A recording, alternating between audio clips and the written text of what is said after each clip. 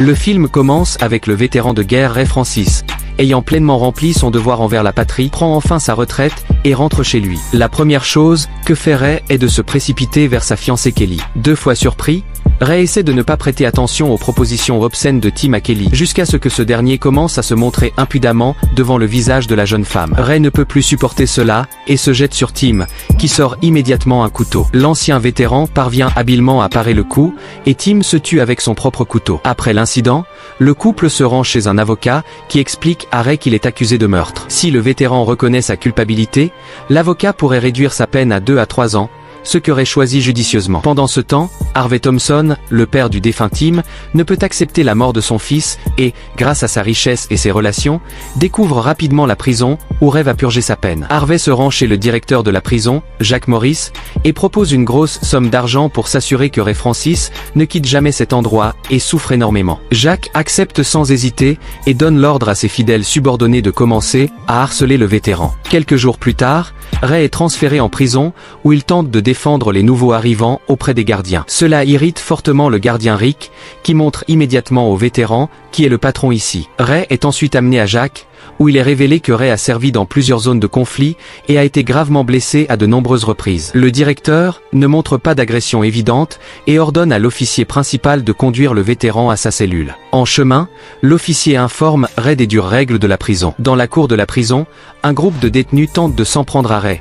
Mais Mason, le chef d'un autre groupe, intervient et arrête la bagarre imminente. En prison, Ray est chargé de travailler à la bibliothèque où David, un homme âgé, lui apprend à ranger correctement les livres. Sur le chemin du retour à sa cellule, Ray est provoqué par plusieurs détenus pour une bagarre, mais il parvient à garder son calme. Quelques heures plus tard, Rick et 2 de ses acolytes font irruption dans la cellule de Ray pour une fouille. Rick trouve rapidement une photo de Kelly, qu'il lèche passionnément avant de la déchirer en morceaux. Ray ne peut rien faire car il est fermement maintenu par 2 autres gardiens, Victor et Fox. Rick ordonne ensuite à Ray de se déshabiller, mais Victor parvient à raisonner son supérieur. Dans la cour de la prison, un détenu tente de s'approcher de Ray de manière intime, mais ce dernier repousse violemment l'agresseur. Rick intervient alors et emmène Ray chez le directeur, où il est accusé d'avoir attaqué le gentil Hammer, après quoi il est sévèrement battu. Dans la salle à manger, Ray s'assoit avec les autres détenus de la bibliothèque, y compris le jeune Jad de 18 ans. En discutant, Ray remarque que le méchant détenu Mac,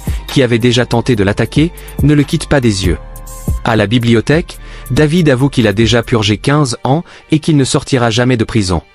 Le vieil homme a été emprisonné pour une tentative de vol d'un fourgon blindé raté, durant laquelle lui et son frère ont tué 2 gardes et un policier, et où son frère a également été tué dans la fusillade. La somme volée, très importante, n'a jamais été retrouvée. À ce moment, Rick arrive pour informer Ray que Kelly est venue pour sa première visite. Le vétéran sourit largement en voyant sa fiancée, mais Rick ne les laisse pas parler normalement et interrompt la visite après seulement 10 minutes. Il provoque de nouveau Ray en affirmant qu'il ira voir Kelly et la caressera. Malgré tout, Ray parvient à garder son calme. Mason et ses acolytes invitent Ray à jouer aux cartes et lui promettent leur protection, voyant que le vétéran est un dur à cuire. Pendant une promenade, Hammer prévoit d'abuser de Jad et va jusqu'au bout, forçant le jeune homme à embrasser le sol.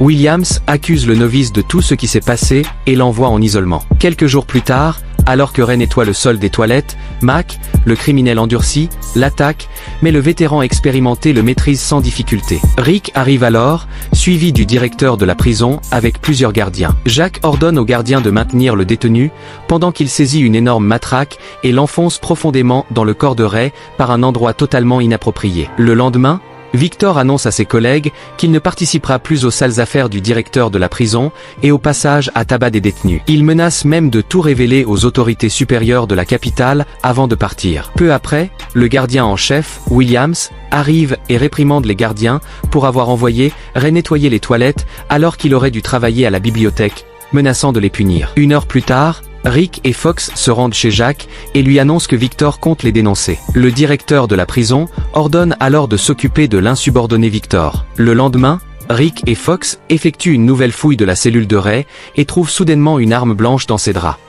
Le vétéran est de nouveau envoyé nettoyer les toilettes, où il découvre avec horreur le corps poignardé de Victor. Rick et Fox font irruption dans la pièce, déclarant que Ray est désormais le principal suspect du meurtre de leur collègue. Dans la cour de la prison, David confie à Ray que Mason est un puissant gangster qui parvient à contrôler sa bande et le trafic de drogue depuis la prison. En plus du gang de Mason, il y a une autre grande organisation criminelle en prison, avec laquelle ils entretiennent des relations très tendues. Alors que Ray prend une douche, plusieurs acolytes de Mason entrent soudainement et tuent froidement Mac, membre du gang rival, sous les yeux des autres détenus abasourdis. Le lendemain, les membres du gang accusent Ray du meurtre de leurs camarades, car ils ont déjà eu des conflits, mais Ray nie catégoriquement toute implication dans le crime. Quelques jours plus tard, Hammer attrape Jade alors qu'il travaille en cuisine et l'emmène dans une remise où il abuse de lui. Kelly revient rendre visite à Ray, mais les gardiens corrompus la forcent à se déshabiller complètement sous prétexte de nouvelles procédures de contrôle strictes pour tous les visiteurs. La jeune femme est contrainte d'obéir,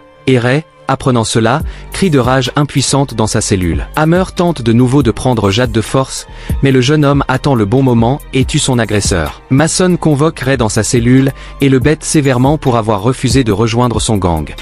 Quelques jours plus tard, lors d'une promenade, Rick et Fox saisissent Ray et l'emmènent à l'atelier, où Mason, souriant, l'attend déjà. Mason avoue que le directeur de la prison lui a versé une grosse somme d'argent et promis des conditions de vie luxueuses s'il fait souffrir le vétéran. Les gardiens se préparent à donner une leçon à Ray, mais celui-ci parvient à s'échapper et bat sévèrement Rick et Fox. Suite à cet incident, Ray est enfermé longtemps en isolement. Williams comprend que quelque chose de mauvais se passe derrière son dos et va parler au directeur de la prison. Jack rappelle rapidement à Williams qui est le patron, et Williams se retire, terrifié. Dans l'isolement sombre, froid et humide, Ray commence à perdre la raison, jusqu'à ce qu'on lui permette enfin de retourner dans la prison. Williams essaie de parler à Ray pour qu'il révèle tous les abus dont il a été victime, ajoutant qu'il est lui aussi un vétéran de guerre.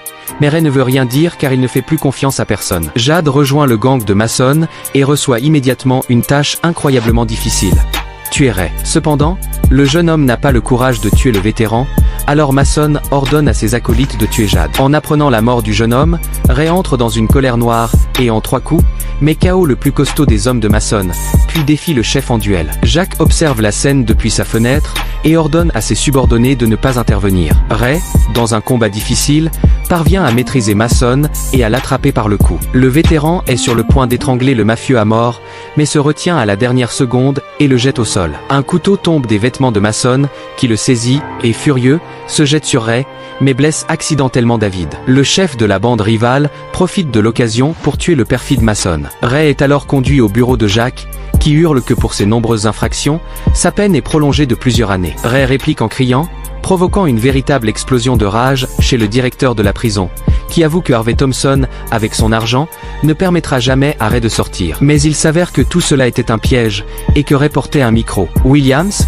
avec des agents fédéraux, qui font immédiatement irruption dans la pièce, pour arrêter le directeur corrompu, ainsi que ses acolytes Rick et Fox. Quelques semaines plus tard, Ray rend visite à David dans l'hôpital de la prison, où ce dernier a miraculeusement survécu à sa blessure. Le vieil homme partage avec Ray son plus grand secret, l'emplacement de l'argent volé lors du braquage. Ray remercie David pour ce généreux cadeau, en promettant de donner la moitié de la somme à sa fille. Quelques mois plus tard, Ray sort enfin de prison, où il est accueilli avec impatience par Kelly, qui pleure de joie. La première chose que Ray fait est de se rendre chez la fille de David, pour lui donner un sac rempli d'argent, et lui demander de rendre visite à son père en prison, qui la manque beaucoup. Une nouvelle arrivée de prisonniers se fait peu après, parmi lesquels se trouve Harvey Thompson, celui-là même qui avait promis de transformer la vie de Ray en véritable enfer, mais qui se retrouve finalement dans ce même enfer. Partagez vos impressions dans les commentaires, et cliquez sur l'une des vidéos qui s'affichent pour découvrir une histoire aussi géniale que celle-ci.